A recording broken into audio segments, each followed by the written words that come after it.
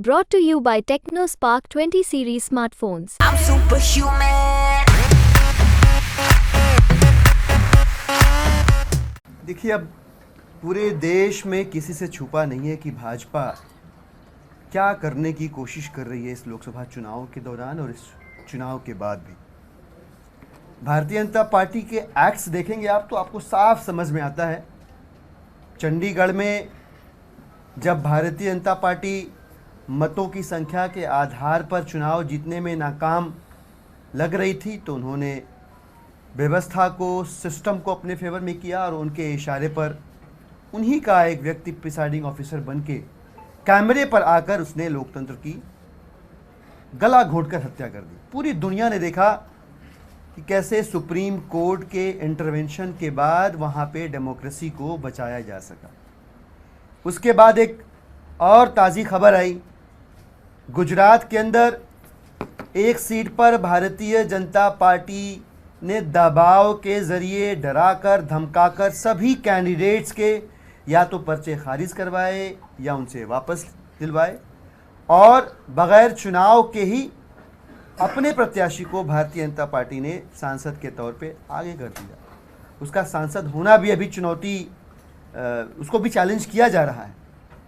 और अब जो है दिल्ली के अंदर भारतीय जनता पार्टी ने जो किया है, ये सारे डॉट्स आप कनेक्ट करेंगे तो आपको स्पष्ट हो जाएगा कि भाजपा या तो चुनाव लड़ने से पहले डराकर धमकाकर चुनाव को जीतने की कोशिश करती है, अगर नहीं जीत पाई चुनाव तो वो खरीद कर तोड़ कर जनादेश को अपने पक्ष में आने की कोशिश करती है। और ये भी संभव ना हो तो अब भाजपा ने दिल्ली के अंदर मेयर के चुनाव को न होने देकर ये साफ कर दिया कि जहां भी हमें लगेगा, पूरे देश में कहीं भी हमें अगर लगेगा कि हम चुनाव नहीं जीत रहे हैं, वहां हम चुनाव होने ही नहीं देंगे।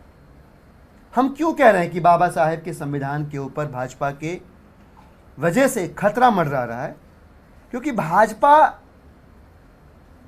बाबा साहब ने जो अधिकार दिया, हर एक आदमी का एक वोट का अधिकार, हर एक व्यक्ति के एक वोट की ताकत जो हमको दी, भाजपा ये कह रही है कि हमारी मर्जी चलेगी, बाबा साहब का संविधान नहीं चलेगा।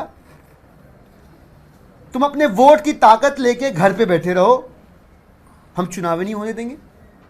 भाजपा कह रही है कि चुनाव होंगे तब न अपनी वोट की ताकत का इस्तेमाल करोगे।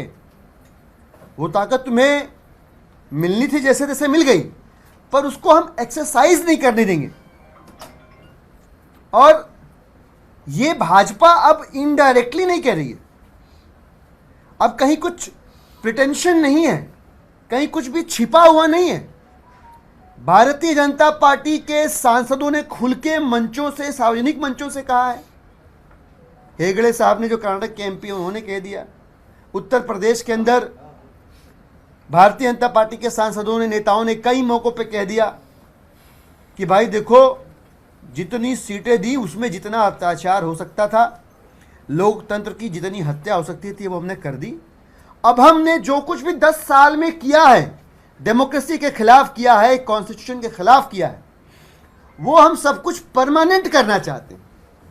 वो जो रैंडम प्रैक्टिसेस हमारी थी, जो दरअसल रैंडम नहीं थी, उनमें पैटर्न था, अब उसको हमको परमानेंट शेप देने के लिए 400 पार जाना जरूरी है।